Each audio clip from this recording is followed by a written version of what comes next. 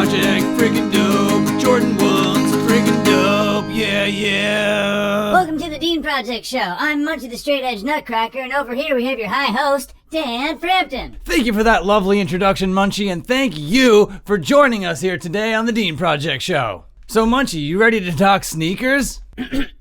Sneakers? Yeah, you heard me, you know, sneakers, footwear, shoes. I know what sneakers are, you friggin' idiot, but why do you want to talk about sneakers? That doesn't sound like you. Oh, Munchie, you're just jealous because you can't put shoes on those hooves of yours. Shut up, dude, and just do your show.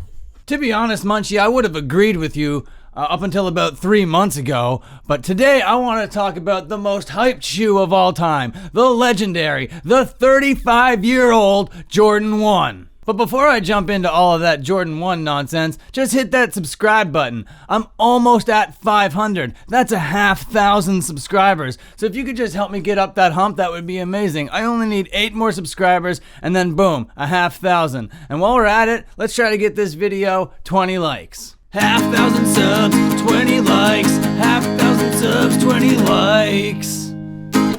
Jordan 1. You're turning 35 this year, and that's pretty crazy. You've been the most hyped up shoe for 35 years, 3.5 decades.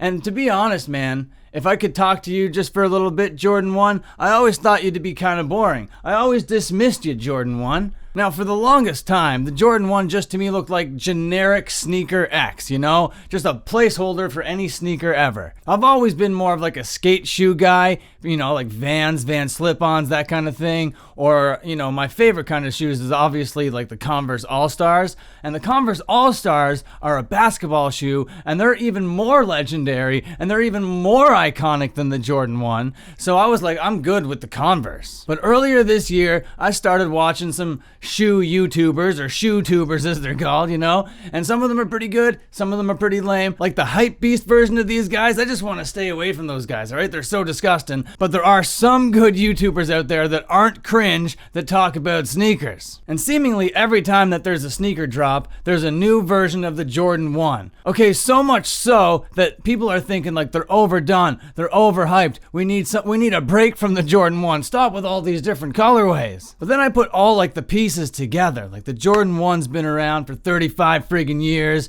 all these different colorways, all these different materials, so versatile, so iconic, and I just fell in love. I've never worn a pair, but I love them very much. I wanna own them. And here are the top 5 pairs of Jordan 1s that I wanna own in this particular order. Okay, so the cheapest Jordan 1 that I want, the cheapest Jordan 1 on my dream list, is the only mid on this list, and it's the Jordan 1 Milan. It's only available in a mid, and I know that silhouette is not that popular among sneakerheads, but I think it looks dope, and I think it looks sick in this colorway. Alright, coming in at number 4 on this list of Jordan 1s is the $800 bread toes. I love these things. What else can I say? Look at them, they're gorgeous. Number 3, this is a very special pair because this is a customizable pair. This is the Jordan 1 LA to Chicago SB. It's beautiful because it starts out purple, and the more you wear it, it wears down to this beautiful kind of like red thing, and I think it is gorgeous. Now nothing beats, well, something beats, but I'll get into that later, but nothing beats the classic Jordan 1 Chicago colorway.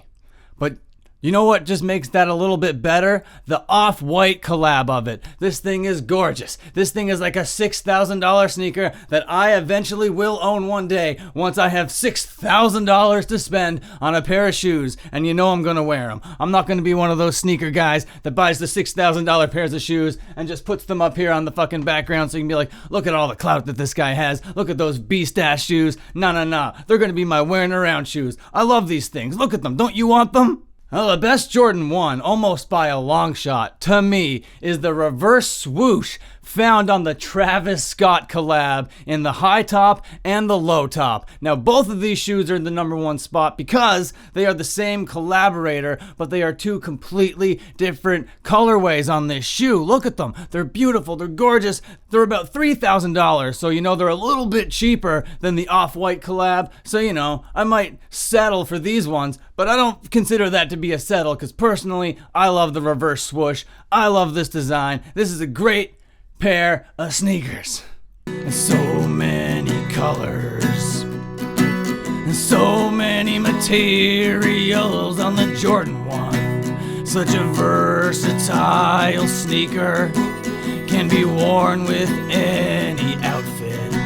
You can be real casual with them, or you can dress them up for a red carpet event.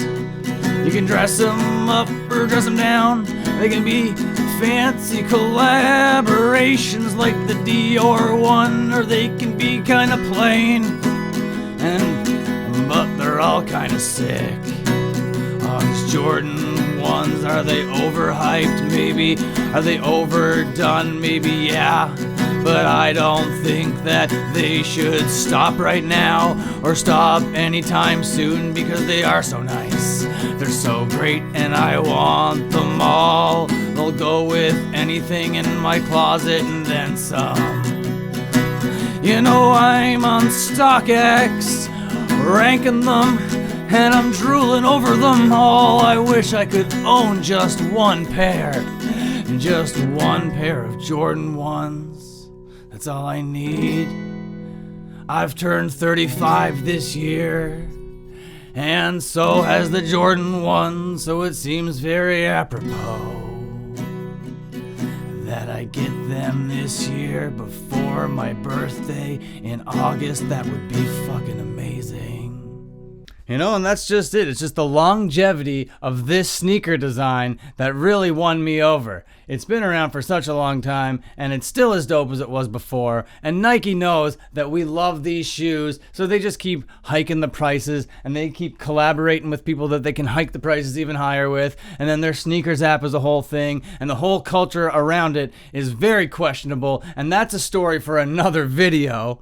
But until then, thank you so much for watching. Join the Patreon, friggin' dope. Join the Patreon, friggin' dope. Join the Patreon, it's friggin' dope. Join the Patreon, it's friggin' dope. Join the Patreon, join the Patreon, it's friggin' dope. Join the Patreon, join the Patreon, it's friggin' dope. Don't you know? Join the Patreon, Dean Project.